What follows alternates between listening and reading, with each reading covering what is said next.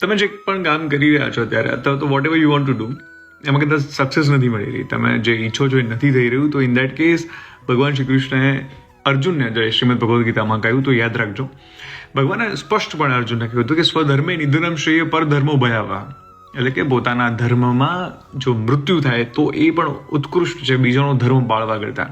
આ ધર્મની બાબતમાં નહોતું, કારણ કે જ્યારે ભગવાન શ્રી કૃષ્ણે કહ્યું ત્યારે તો સનાતન સિવાય બીજો કોઈ ધર્મ જ નહોતો. અહીંયા ધર્મ એ ભગવાન કર્મની બાબતમાં કહી રહ્યા છે કે ક્ષત્રિયનો એ ધર્મ છે કે આણે યુદ્ધ લડવું જોઈએ અને સત્યની પક્ષે લડવું જોઈએ અને હંમેશા લડવું જોઈએ. હવે ભગવાન આખી ગીતામાં એ જ કહે છે કે તું જીતવાનો છે કે હારવાનો છે એ વાત તો નક્કી જ નથી, પણ તું ખાલી યુદ્ધ કર, બિકોઝ એ તારું કર્મ છે અને એ જ તારો ધર્મ છે. એટલે આપણે કોઈ કામ કરીએ છીએ તો ખાલી જીતવા માટે નથી કરતા, આપણે એટલે કરીએ છીએ કે આપણને ગમે છે. યોગ કર્મ શું કૌશલમ, કર્મમાં કુશળતા એ જ યોગ છે. અને કુશળતા એટલે શું? What is the meaning of યોગ કર્મ શું કૌશલમ? કૌશલમ એટલે શું? કુશળતા એટલે એ વસ્તુ કે જે તમારો મૂળ સ્વભાવ હોય. ભગવાન તો એમ કહે છે કે કર્મની શરૂઆત પણ ના કરવાની હોય, તમારો મૂળ સ્વભાવ, you want to do that.